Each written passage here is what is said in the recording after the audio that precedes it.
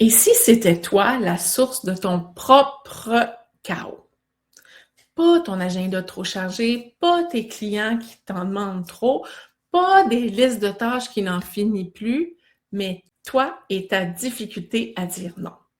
Je sais, ce n'est pas évident de dire non, mais reste avec moi parce que ce qu'on va explorer ensemble aujourd'hui, ça pourrait être le vrai tournant dans ta façon de gérer ton temps et ton énergie. Si on ne se connaît pas encore, je suis Stéphanie Galipo, une formatrice et consultante spécialisée en productivité au travail. Et j'aide les entrepreneurs à sortir leur entreprise de leur tête pour créer un système clair, simple, pour enfin respirer.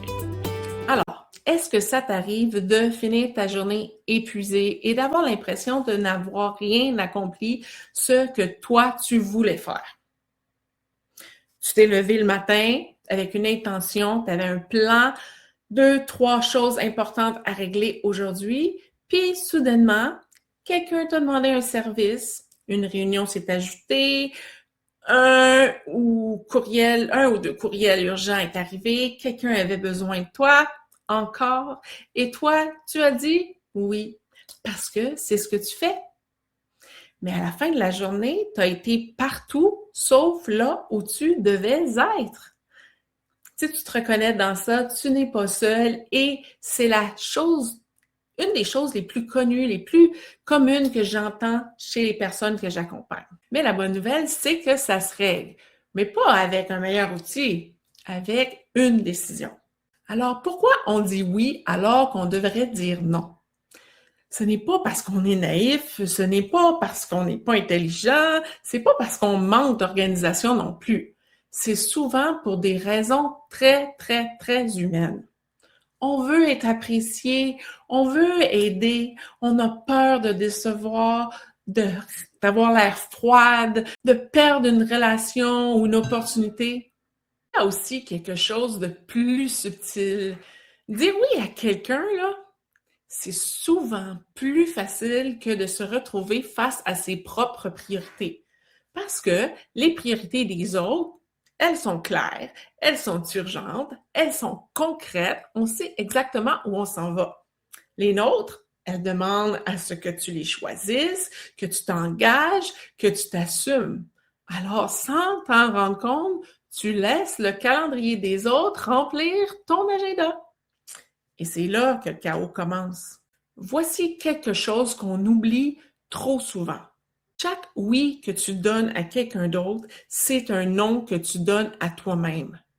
Chaque fois que tu acceptes une réunion qui n'est pas nécessaire, tu dis non à un projet que tu attends depuis des semaines. Chaque fois que tu réponds à une demande en dehors de tes heures, tu dis non à ton énergie, à ton espace mental, à ta concentration. Chaque fois que tu prends en charge ce qui appartient à quelqu'un d'autre, tu te voles du temps que tu aurais pu investir dans ce qui compte vraiment pour toi. Et ça s'accumule.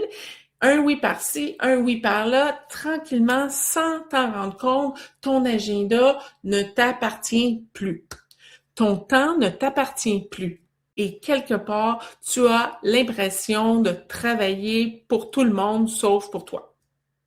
Alors, j'ai envie de te proposer une façon différente de voir les choses. Dire non, ce n'est pas être égoïste, ce n'est pas être difficile, ce n'est pas fermer des portes, c'est choisir. C'est décider consciemment où va ton énergie, ton attention, ton temps. C'est des ressources les plus précieuses que tu as. Quand tu dis non à ce qui t'appartient pas, tu dis oui à ce qui compte. Tu dis oui à ton travail en profondeur. Tu dis oui à ta propre vision. Tu dis oui à une version de toi qui avance au lieu de tourner en rond. Dire non avec respect et clarté, c'est un acte de leadership envers les autres, mais surtout envers toi-même. Maintenant, concrètement, comment on fait ça? Parce que oui, c'est sûrement plus facile à dire qu'à faire. J'ai passé par là. Alors, voici les 3 choses les plus simples pour commencer. Premièrement, avant de dire oui, fais une pause. OK? Juste une petite seconde, prends ton souffle, Ton réflexe, c'est peut-être là de dire oui automatiquement. Alors, essaie de créer un espace entre la réponse et la demande, OK? Dis, écoute, laisse-moi vérifier dans mon agenda, je te reviens, j'ai quelque chose à faire en ce moment.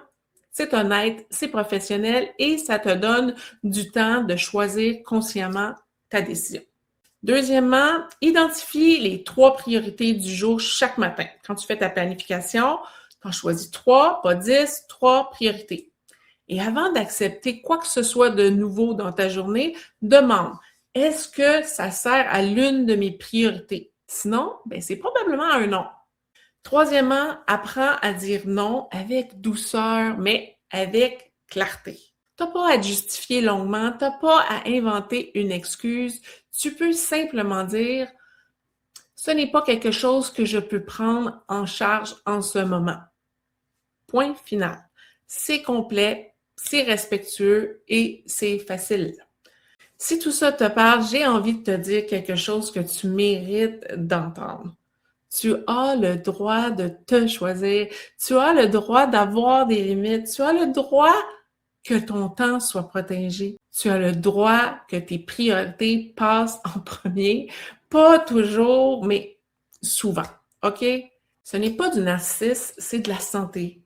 Et plus tu te choisis toi, plus tu seras réellement disponible, présente pour les gens qui comptent vraiment dans ta vie et dans ton travail.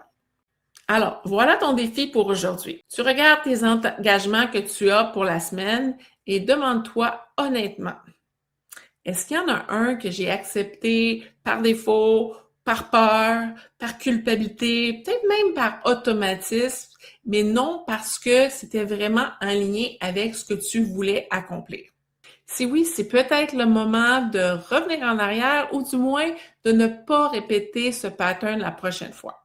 Commence par un seul oui de moins. Un seul. C'est assez vraiment pour changer quelque chose. Si cette vidéo t'a fait réfléchir, dis-moi en commentaire c'est quoi le domaine où tu as le plus de difficultés à dire non. Est-ce que c'est au travail, avec les clients, peut-être dans ta vie personnelle? Écris-le. Je lis vraiment tous les commentaires et j'adore ces conversations-là. N'oublie pas de t'abonner et de partager à ton entourage. On se reparle bientôt. Tous les liens sont dans la description de cette vidéo. On se reparle très bientôt. Allez hop, on s'organise!